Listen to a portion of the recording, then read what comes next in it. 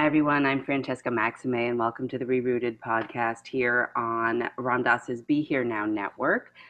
You can find out more about me and some of my upcoming offerings at my website, www.maximeclarity.com, M-A-X-I, M like Mary, E like email, clarity, C-L-A-R-I-T-Y, like clearseeing.com. Today we're talking about again, sort of what it means to come into awareness and into a relationship around one's racialized identity. And the emphasis that I've been talking about a lot is about waking up as a white-bodied or a white-skin privileged or a white adjacent or a white lived experience or any of these positions where if you're looking at your social location, which is sort of what is centered in terms of being a white, cisgendered, heterosexual, male, Christian, English first language, here in the United States, born in the United States, etc. When you're looking at what is centered in a system that categorizes value to people based on random assignations of things like ethnicity and melanin levels or ability or gender or sexual orientation and things like that. And when we're talking about systems, we're talking about things like the legacy burdens that internal family systems founder Richard Schwartz talks about: sexism, patriarchy, capitalism, individualism, racism, these kinds of things that we're sort of looking at in the context of these systems of ranking who is centered and who is marginalized. And because we know that there has been a long history of construct around keeping people in certain places, and we see this particularly in the United States, but we also see this in the caste system in India.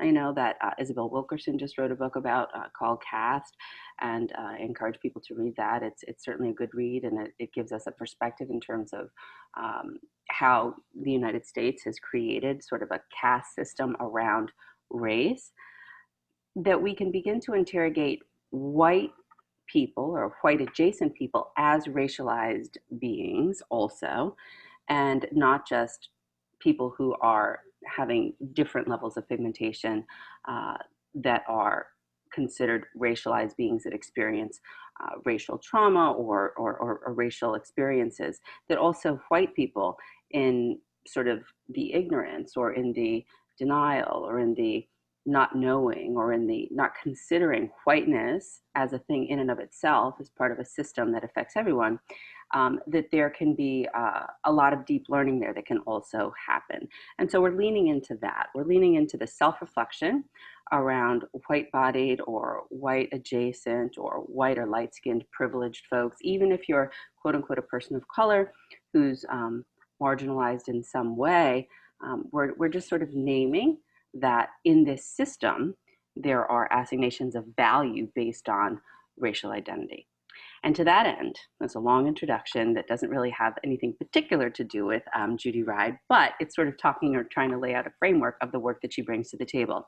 She's an author whose books I've read, one of which is called Being White and the Helping Professions, which is a support for folks like therapists or anyone who's in a helping profession role, teachers, people who are even mindfulness teachers or yoga instructors or psychologists, psychiatrists, physicians, and also White Privilege Unmasked, which is another terrific book to sort of talk a little bit about what is it that people who have white identities or have white bodies or white adjacent bodies, what are the things that sort of come along with that may be unpacked or unmasked, to use Judy's term, that we can kind of dig into and understand a little bit more about as we lean into becoming embodied anti-racist. So with all of that said, Judy, coming from all the way over across the pond, welcome to the ReRooted podcast. It's so lovely to see you today. Yeah, lovely to see you too, Francesca. Really nice to be here. Thank you for inviting me. Yes, it's my pleasure. And I have to say, Judy, you're one of the few people that I've read who's created at least books that seem pretty readily accessible, that anybody can read them, even though they're sort of intended for therapists or people who are working with, communities in a helping professional way, not necessarily a corporate way, corporate context, that they really could be applied to any context. What motivated you as a white woman in the UK to kind of start unpacking and exploring this area? Well, I've always been interested in what could be called diversity, and I don't feel I've really quite got to the bottom of why that has been such an interest of mine. I mean, I speculate in my book that I had a sort of best friend who was black when I was at school, and she was pretty well the only black person I knew. And when we left school, she rejected me and all her other friends at the school, realizing that she'd been in the receiving end of racism. And that was a very formative experience for me. How old were you? I was 14 when I think we were 12 when she came to the school. But we became closer really because my class was a bit less than the other people at the school. I was a bit different as well in a different way.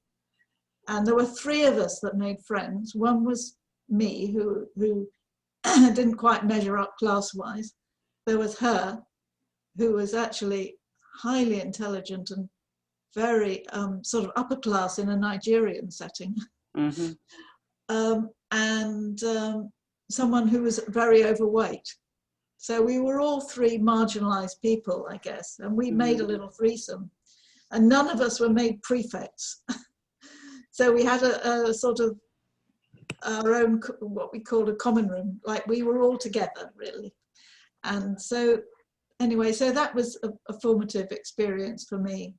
And then I became a psychotherapist. That's another whole story. But I was very concerned about the way psychotherapy was such a white, undiverse profession, just full of white, middle-class, middle-aged ladies. Yeah. And I don't know if it's like that in America, but so I had an opportunity to do some studying at Bath University, which is the town where I live now. And it was at something called the Centre for Action Research and Professional Practice. So you used action research, which is a sort of collaborative type of research, to explore a matter of your professional practice. It could be anything from your professional practice. And I thought, here's my opportunity to research the lack of diversity in the psychotherapy profession. But then I was very challenged by the people that I had a supervision group. We were all put into small groups with a supervisor, and they were all saying, I don't know why you're looking at this. This isn't your area. It's you're not black. Why are you interested in this? What's going on with you that you should be doing that? They saw me as a bit of a do-gooder, I think. You know what I mean? Because the whole ethos of the place was to explore something of yourself. I see. Individual. Yes, but also, to go inside and explore it. Sure, Not to be looking out there at them out there, what do they like or what do they want or so on. So I had a good think about this, and I thought, well, I can't be outside this situation. The racial situation is something we all partake in, and my partaking of it is being white, and in that sense I'm privileged. And that took me, I did various bits of writing to come to this conclusion, including about my school friend. I did a whole piece of writing about her, and that was very formative for me as well. So I started looking into being white, and the first thing I discovered is that I couldn't see it. Like it was like looking at nothingness, like there was nothing to see. And when I said this, in this supervision group, there were two people, including the supervisor, who were not white. They were kind of a bit disgusted with me, I think, really. Mm. Surely you can see something. Mm. I mean, to someone who's not white, thinking about race, thinking about their race is not a nothing. It's not a nothing. Right. But for me, it was a nothing. And that was quite confronting.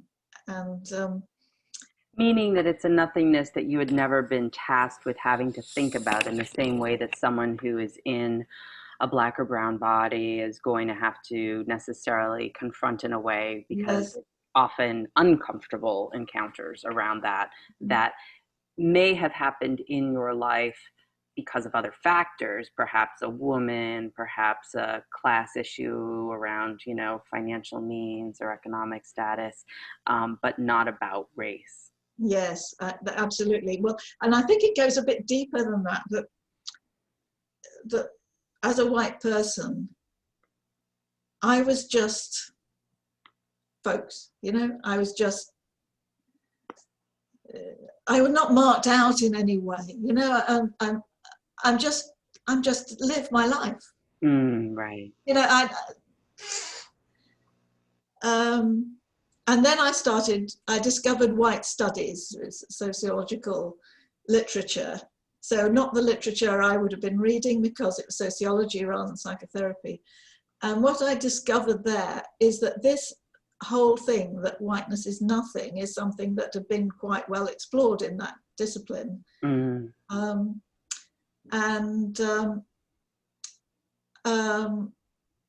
were people, for instance, that wrote, there's someone called Dyer, he said, the privilege of white people is to be just normal.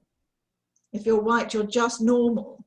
And other people deviate from that normality by being a different color.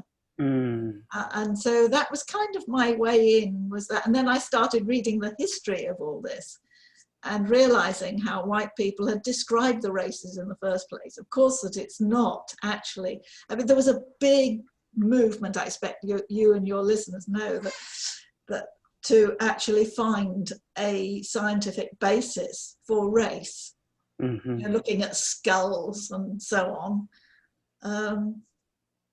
And there were all sorts of very strange ideas around at the time about that, like you were more intelligent if you had a long face than a round face, sort of thing, that kind of thing. Right. All of these sort of pseudo-scientific ideas around, if it's this, it means this. And who was it? Linnaeus, I believe, who categorized some of these things. And yes, that's right. Yes. It's just this idea that, sort of picked and plucked, who's more human or who's more this or that. And then these tropes have continued and persisted in terms of who's more endeavoring or who's more intelligent or who's more,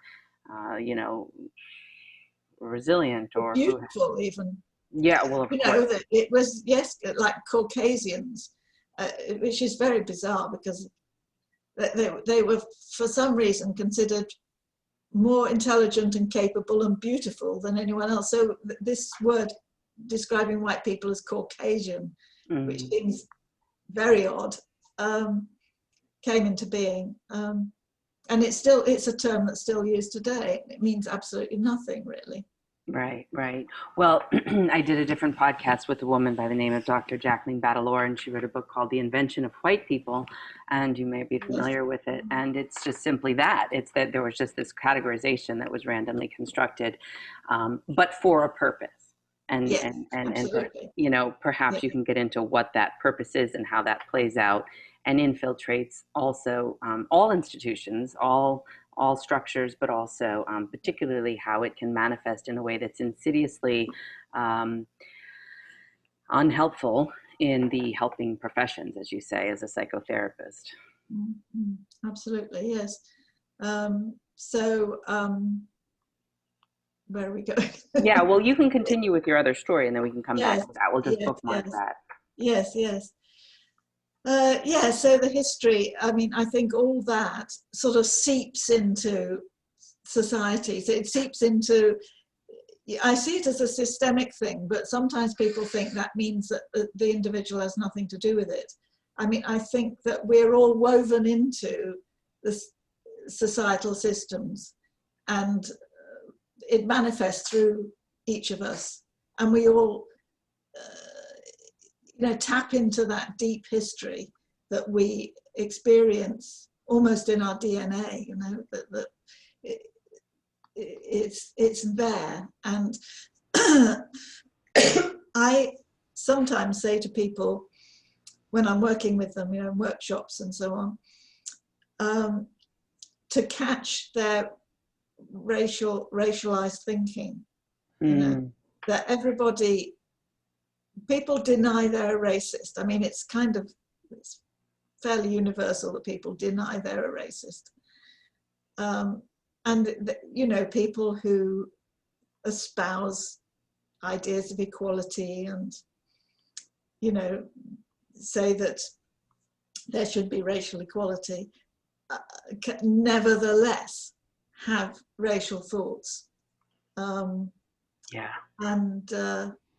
it's very difficult to encourage people to actually own that, because I think you need to know that in order to do something about it, catch it, Sure. So these thoughts go through your head like that, and can you catch it? Yeah, they're very subtle. And from the mindfulness perspective, from sort of the perspective of where this podcast sits in terms of a self-exploration and a self-investigation around how are we thinking? We're trying to understand our minds. We're trying to understand, how they work and what happens. And, the basic teaching there of the Buddha's teaching is that, well, causes and conditions, are things that we, sort of necessarily inherit as part of a process of kind of coming into the way in which we learn to be in the world, if you will. And that those are often the imprints that influence how we're thinking and what our beliefs are. But if we're looking at that and we're sort of pulling back the curtain and pulling back the veil and looking at things exactly as they are, we know that 99%, for example, of people is the same, regardless of ethnicity, regardless of background, in terms of DNA. And this effort to sort of categorize people, dehumanize people, things like that, has been an effort in service to, I don't like to, but I use the word like extraction, the domination, the whole idea of categorization around superiority of certain things, so that there can be gain at the loss and at the expense of others that are deemed either inhuman or disposable. Yes. And of course, a lot of people would say that they absolutely do not agree with that. And yet, there are thoughts that people have and actions that come from those thoughts. Yeah. Yeah. Well, let's talk about that. The investigation of whiteness, the investigation of white people as racialized beings, as people who are conditioned by race in a different way than people who live in Black and brown bodies. How do you see that? You mentioned the word denial. I don't know if this is a good time to kind of peek at the slides that you've created that kind of talk about that. Does that feel like? Yes, that would be. So you've created a couple of models here, and I'm just going to take a moment to share the screen. Of what this looks like. You said denial here is this sort of first stage of a white person coming into contact. I wonder if it's better to look at the next slide first, because that talks about denial. Yes. Is this one here? Yes. Okay. Because that slide shows sort of levels of denial, if you like, because people can say, but I'm fine. I espouse enlightened views about this. Sure. So let's go. Why don't you just go through? Shall I just go through it? Yeah. Why don't we just walk through the cycle? If, for example, maybe provide an example of one that you've witnessed or seen in your life where you've seen someone kind of go through this cycle. Yes. Well, of course, a lot of people go through this cycle. Yeah. And also, I think why I've made these things a cycle is because people tend to go around it. You may think you're you've got past one, and then you might slip back, or you might, Sure. it's not It's not linear. it's not linear. Yes.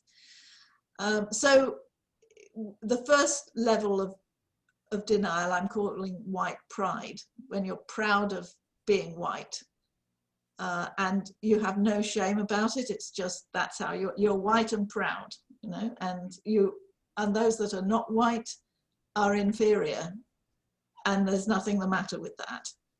And here in the United States, Judy, there's a group called the Proud Boys that were Yes, I've heard of them. Yes. Yeah, that were involved in the Capitol storming prior to the election, Yeah. and so we're just sort of looking at that word actually, interestingly, as being used even current day Yes. to kind of form an identity around that. But please go on. Yeah, and just about that, I think sometimes when we make a bit of an advance, then there's a kickback, and people like the Proud Boys are probably part of that, I imagine. I don't know, but I imagine that. And then it's not an issue for me would be, well, I don't really care about race. I'm not thinking about it. It doesn't affect me. What's all this about race? I don't care about it. I'm not going to think about it. I'm not interested. Right? Yeah. And then some of them are okay. The classic thing of one of my best friends is black or something like that. Sort of. I'm not saying, I don't particularly like black people, but some of them are okay. That kind of thing. Right. And then colorblind would be, we're all the same. I don't see any difference. We're all the same. So denying a difference, really. Right. Which is so ironic, because in the reality, like I just said with the DNA, there's no difference, but because of the construct and the system that's been put in place based on these ideas that have been very much cultivated and pushed forward over time, that are false and erroneous, just like people believed the world was flat for a long time. Yes. That there is a consequence to what it means to now have different melanin levels based on the way in which people have been conditioned to respond to that. And the color blindness piece is what we would call spiritual bypassing, around the idea of skipping ahead. Yes. So, Of course, it would be nice if everybody was, in fact, if society as a whole was colorblind, would be a great thing, wouldn't it? But it's not in that position. And actually, people who say they're colorblind are probably not colorblind, in fact. Understood. And then the last one is what I call liberal angst. Sort of, oh dear, I'm not doing very well here, and black people are having a really bad deal, and the police stop them, and oh dear, with but not really engaging, not really, and not looking at themselves also, not seeing it in themselves. This is some terrible thing that happens out there. So, liberal angst people are getting there, but they've not really thoroughly understood the situation. Sure. So if we go back to the previous slide, so that when I say denial, I've got all those in mind. Okay. Understood. Gosh, it's very small. Yeah, I'm not quite sure why that is, but I'll see. Denial isn't, funnily enough. Yes. So the first one after denial is when Struggle to understand other perspectives. Struggle to understand other perspectives. So something will have sparked a difference in the denial situation, like suddenly coming up against something, reading something maybe, something that makes the person think maybe there is something here to understand.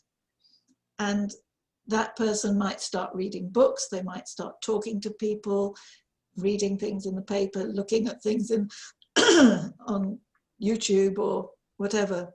Something has clicked in their mind that makes them look into it. They become interested and think, I think maybe there's something to look at here. Mm-hmm. And then the next one is Guilt and shame. guilt and shame. Now, this one, a lot of people really criticized me for including guilt and shame in So this. interesting. I'm curious about why. Well, there's two reasons, I think. One from people who are not white and one from people who are white. Guilt and shame, I think, are probably the worst things to feel. You know, it's if you feel guilty or ashamed, it's like an attack on you as a good person. Mm. It's a, you know, it's not a nice feeling. And I'm just maybe I'll say what it is in the model, and then I'll come to what people how people challenge it. To me, if you understand that white people have a privilege and think of themselves as superior, and that those who are not white are disadvantaged, and also that that the history of white superiority, so-called superiority, is a very terrible and bloody one, then if you really take that on board, you're going to feel guilty. Mm. And if you feel guilty, you feel ashamed. Mm. So when you really begin to acknowledge and take in the actual history of colonization, of brutality, of enslavement, of genocide, of counting people as percentages of human, and all of these other things that have gone on for centuries, that it's hard not to, if you have a human heart and you're actually bumping up into this, see that there's something very wrong about that. And I've used moral injury as a lens to kind of think about that or talk about that, the way that that's something that veterans, you know, who have, you know, killed and murdered and raped, you know, when they've been at war, have come home sort of with that sense of moral injury. And I kind of feel like that's a way to kind of explore this guilt and shame piece. But go on, please. So, you know, some people avoid that. Well, I come back to avoiding of it, actually, so maybe I won't say that now. Mm-hmm. But the thing is that I'm challenged on the guilt and shame front by white people because they say, it's not my fault. I've not done anything wrong. Mm-hmm. But the more you look into it in the previous one, and you see that you have done things that are wrong, you know, and also that the wealth that was built up on the back of people, white people saying they're superior, we are still building on that. We still advantaged from the wealth that was built up at that time. So, you know, white people are culpable even now. It's not just a historical thing, although that's something to feel guilty about as well, I think. But right. We are still culpable. Well, it's so interesting because what you're sort of pointing to is that there's a certain degree of entitlement with the privilege in a white body that makes you feel as though, well, I'm just doing what I'm supposed to do. I'm doing that rugged individualism, the meritocracy, the manifest destiny piece around like, well, I'm allowed to have this, as opposed to, well, is what I'm having or taking at the expense of another? That's sort of the question. Exactly. Underneath. Yeah. That's very well put. Yeah. So if you take that on, what's not great is just wallowing in that and not doing anything with it, because for one thing, you probably can't bear it for too long. But the next part of if we go around to the next part, rather than just think I'm guilty, the way out of that is to face your own privilege. You know, and what does that white privilege? Mm-hmm. Yes, as a white person, what is your privilege and what can I do about it? You know, it's being prepared to explore your own racist thoughts and actions, being, you know, really facing it, and doing something about it, not just wallowing in guilt. So I'm not saying you should just feel guilty and that's it. I'm saying, face it and see what can be done about it. Mm-hmm. And that leads, if we go to the next one, to more of a sense of integration, of being more integrated as a person, less full of denial and more able to act from a wholer place, a place in which you're not in denial. Right. So that's, and then I've made it a circle. Actually, I tell you what, let's go to the next, not the next one, but the next one, because this slide shows how blocks can happen along the process. That that I've shown a process. What blocks can stop? Yeah. The So these are the process things from that get happening. in the way of becoming more racially becoming. These are the things that get in the way of white people being more aware of themselves as racialized beings. That's right. That's it. Yes. Okay. So the first one. So if you start looking at what it's, what being white is about, then the denial of identity, of your identity as a good white person, and that white's fine and don't attack it, it feels too much of a threat, and there's a kind of falling away from that back into a denial place. You might have done a course, for instance, somebody who does a course about race for their work, for instance. Mm-hmm. And they might get a glimmer of, oh, maybe that position's not great. But when they come out of the course, they fall back because it's just Right. too much. Right. Feels overwhelming. So Yes. we've all seen there's a book called Diversity Inc. And it's sort of about the idea of diversity, equity, and inclusion trainings that are offered at nonprofits and at corporations around the world that do nothing to move the needle on equity, which is about power and privilege and about access, because they're just sort of teaching people from their left to their left brain about sort of things or things that you're informed about, but it's not really involving from a place of a spiritual place or a mindful place of the compassion connection of the heart underneath it. Yes, I mean, what people learn on courses like that is how to use the right language so they can appear not to be racist. I think that often happens. Yes. And it's almost as if that's what you're supposed to do. Right. To not offend the PC culture, we call it CYA, cover your ass, to make sure that you're not going to be put in a position. And it's interesting because, again, who are the stakeholders and why would you be doing it? If it is, from a mindfulness perspective, we talk about what is your deepest intention. Is your deepest intention to become more racially aware and racially sensitized as yourself as a racialized being, and how you participate in a knowing or in an unknowing way, in an ignorant or in a white awake way about, oh, wow, I am in a white body participating in this structure as such. How am I going to work with that awareness? Or are we having this deepest intention of, no, I'm just doing this training to check off the box, to cover my ass, to go through my job. And that when we look at that way, then we really sort of understand more about, well, who is this serving and what is this for? And I think if you're teaching a course like that, if you come from a very accusatory place, then I think it's likely to make people feel unable to take it on board. Like they withdraw from the accusation. I think you need to come from a more compassionate place in order to help people, go forward in their understanding.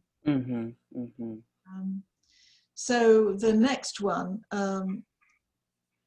is similar in a way that, if you feel guilty and ashamed, then it is quite an overwhelming feeling, and it's not nice, and people do pull back from it. So, nobody likes to feel like a bad person. Right, right. And so there's a tendency to pull back at that point. Right. And then Withdrawing from feeling like a bad person. Yeah, that's guilt and yes, shame. So we're just sort of skipping around here. I'm moving the slides here. The denial of identity feels like it's too much of a threat, and the withdrawing from feeling like a bad person. I don't know how to tolerate my guilt and shame, and so yes, therefore we're going to do the next piece here, which is the facing my own white privilege. And you're saying that there's the block here of wanting to hide. yes.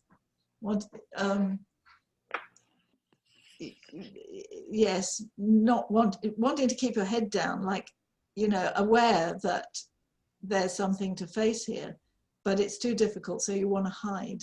You want to keep your head down, not be called to account in any way. So there's And that. then the next one is And the next one integration. is, like, when you get to that point, it's quite hard to maintain that commitment.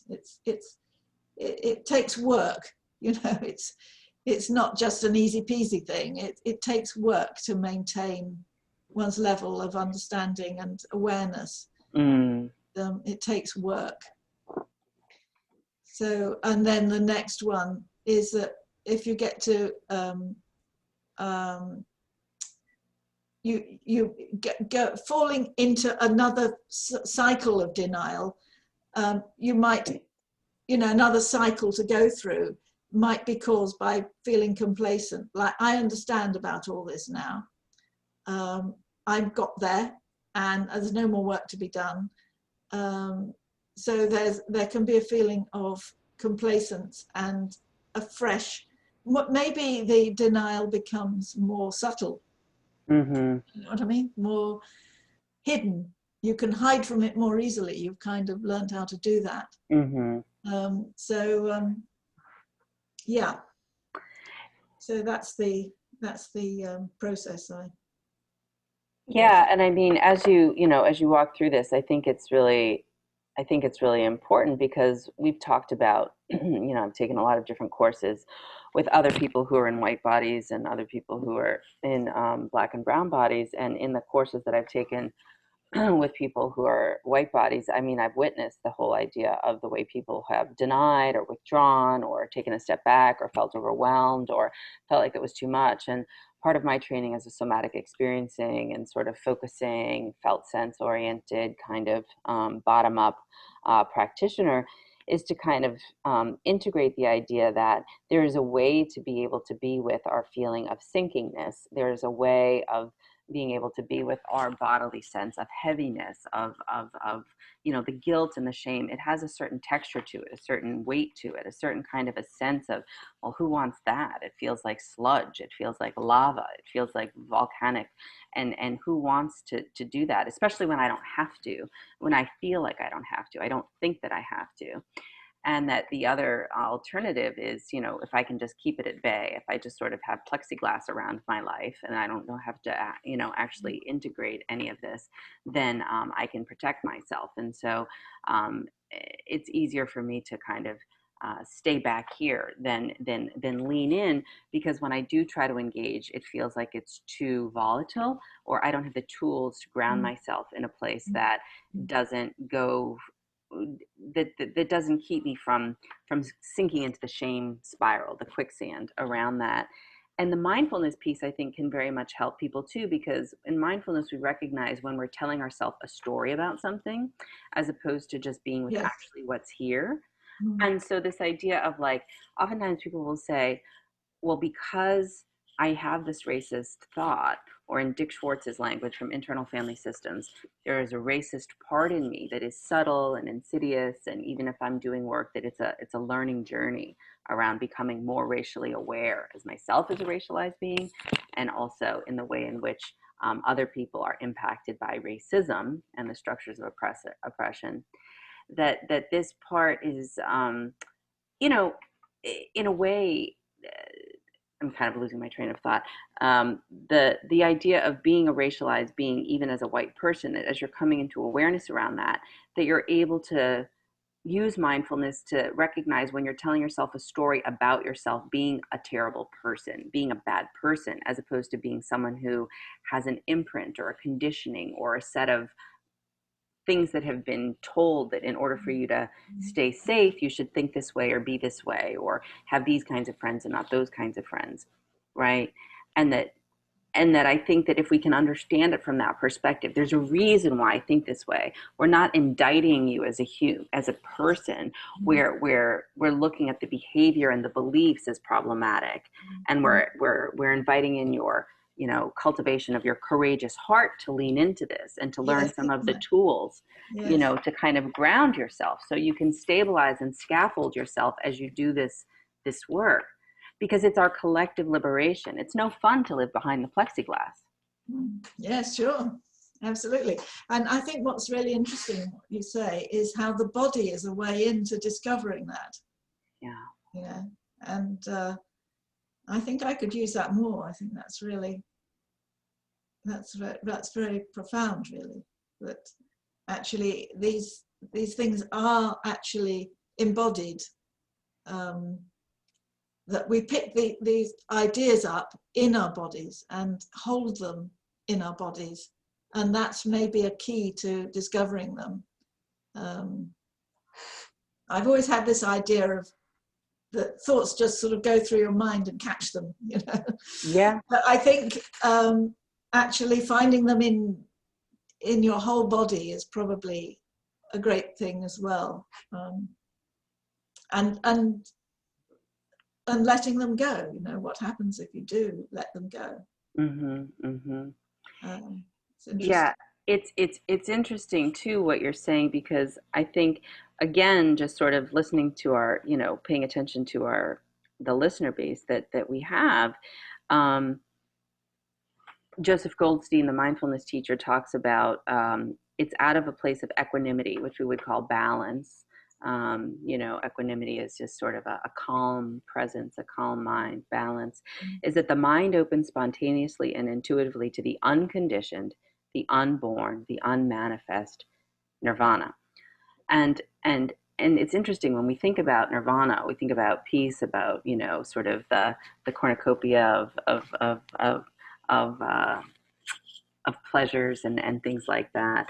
But really what we're talking about is being able to come to a place where we're unconditioned, unborn, we're imagining something new, that there's a place for, when people like Resmaa Menakem, a somatic experiencing practitioner and psychotherapist here, he talks about somatic abolitionism.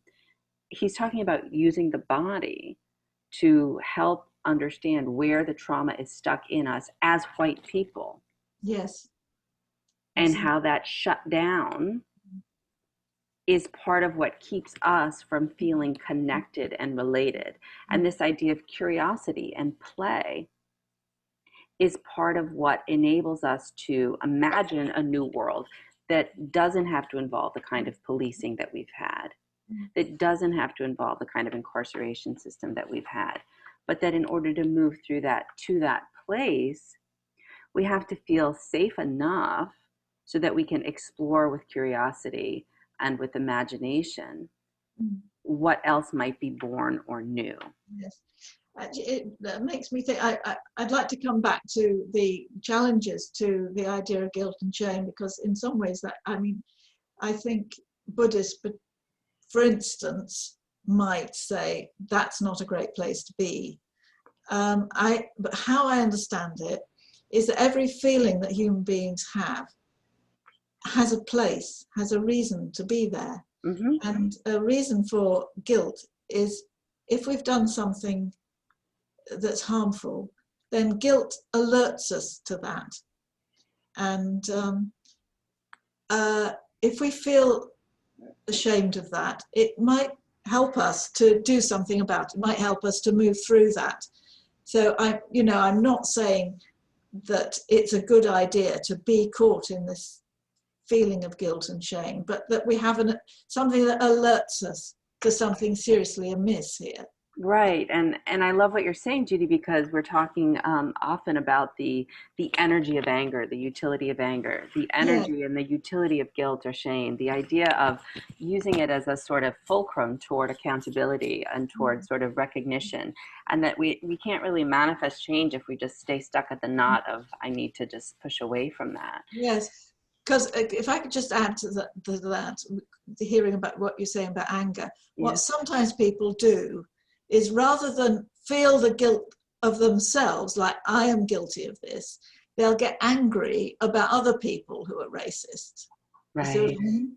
And that's another way of being that's another defense, if you like. It's not me at fault, it's other people who are horrible racist people. right. And of course, it's important to understand them as well. Where are they coming from? What's that about? You know, like the, um, what's it called, boys? The The Proud Boys. Proud Boys, you know, where are they coming from? What's that about? Hmm. And, you know, finding compassion for them in their, you know, so it's quite complex, isn't it? Well, And I think what we're pointing to is the difference between the behavior and the conditioning that begets that behavior, and the mm, desire to lean in and unpack what leads us to come to the conclusions that we come to about anything in life, and whether or not those are harmful or not harmful, skillful or not skillful, wise or unwise. mm, And if we can then make a choice that is rooted in what we would call interdependence or our collective interbeing around the fact that we are not separate entities and there is no division, these are constructed, and yeah, using that as a place of opening our hearts and leaning into these mm, challenges around our own self concept, mm, and rooting ourselves in the idea of selflessness, of the idea of like, yeah, I'm a unique individual in the relative world, but I also am this wider, vaster spirit that can, from a heart centered place of safety and connection, be open to being more accepting of all of the various manifestations of my own behaviors that are challenging sometimes, and also the things out there in the world that mm, are cause for concern that I want to help, that I want to change or be a part of without doing it in a way that's, as you say, a do-gooder or performative or white saviorism. yes, yes, yes.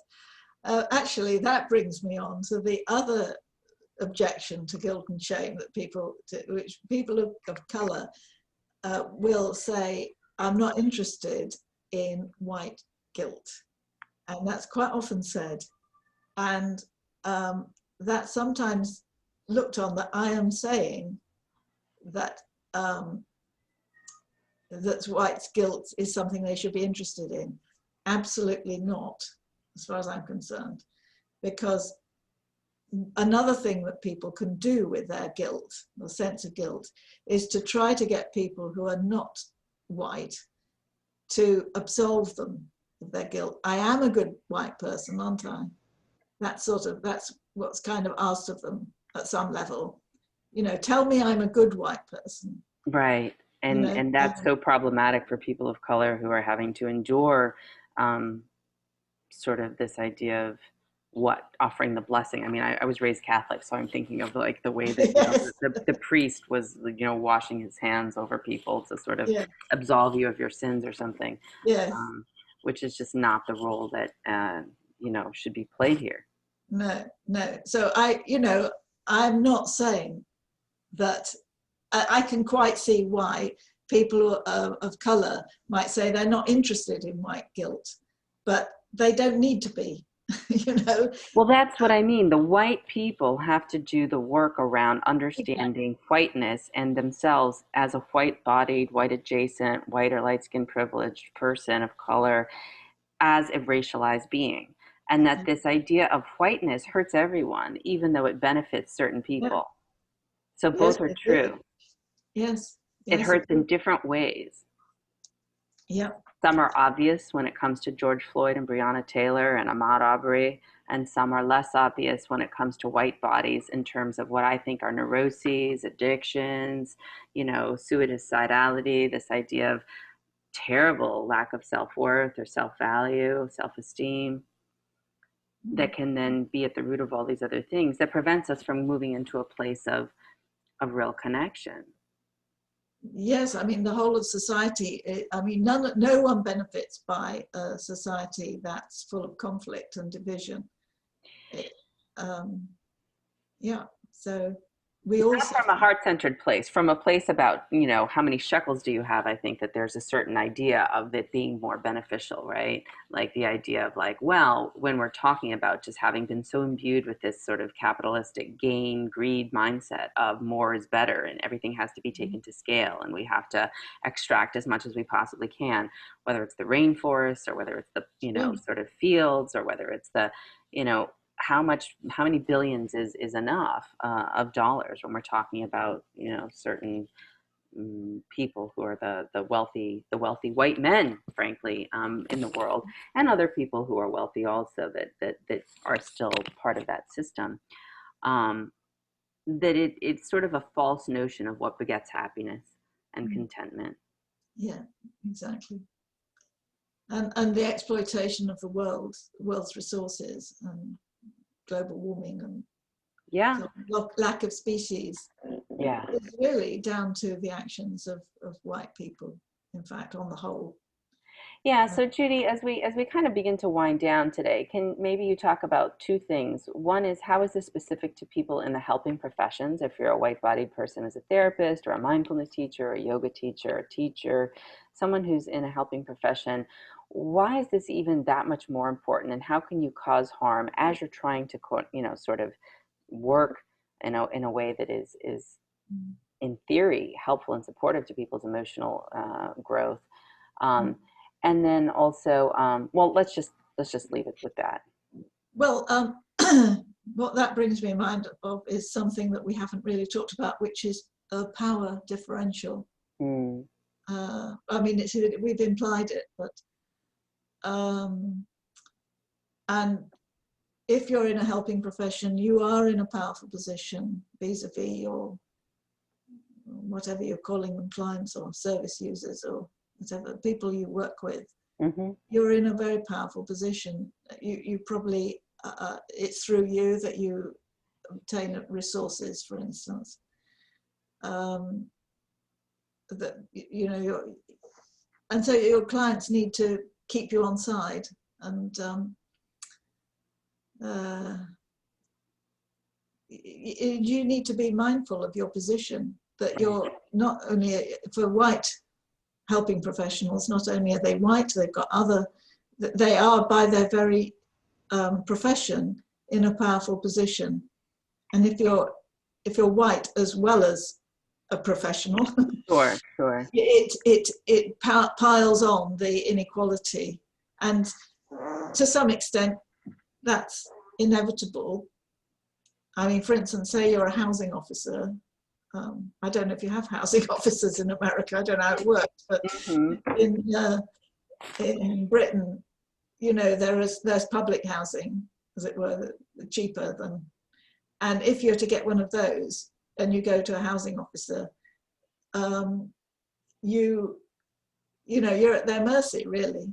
Mm-hmm. And so they don't know, is this person seeing me as black and therefore not in need, or you'd rather give it to a white person, for instance. Mm-hmm. I just think that awareness of the power differential is really important, Mm-hmm. and aware of how you might be influenced unconsciously, maybe, or maybe consciously, of of your prejudice against certain people. We haven't talked about oh dear, what do you call it? When you're prejudiced, you have a certain valence Implicit bias. bias. That's the word. Mm. Yeah, that you have to be aware of your biases, and so I think it's very important from that point of view. I mean, from other points of view, they're just other human beings, and it's important to everybody. That there's an extra responsibility, I think, for people in the helping professions. Yes, I appreciate that. Yeah, power plus privilege. That's what we're really talking about. And we're talking about Yeah. equity work, and we're talking not just about equality, but equity work, which takes the power and the access and the resources into account that are rolled out the red carpet for some and denied to others. And that there are systems that are in place to continue to perpetuate that. And that is what we're trying to uproot. We're trying to uproot the seeds here that have been planted of ignorance and greed and delusion from a mindfulness perspective, and we're trying to plant seeds of wisdom and compassion and discernment and right action and ethics and equity and equality and balance. And I think that as we kind of make that shift, when we're able to take an accounting, a self-accounting of what's really happening inside. And I do feel like a lot of people get stuck on that shame and guilt piece. And I know, as you say, that sometimes it feels as though it's a privilege to be able to get stuck on that piece for some people.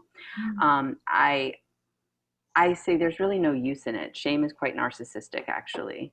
And it's understandable that people sometimes feel as though they're doing something good by feeling bad, but that Yeah. there's the complacency around that in terms of not actually moving the needle on equity and on collective liberation. And I think that at the end, when we feel like we're all together in something and we feel safe with one another on that, I've never found a greater satisfaction than that experience. So I would wish that we were able to move more toward that. And I thank you for creating this model and writing these books and doing your work to, begin to shed light on what it is that might be the stages there. And I encourage people to read them: White, Privileged, Unmasked, and then also Being White in the Helping Professions. And I know you have other books and other papers that are out there also that that people can find. Is there anything more you want to say, Judy, about any of this?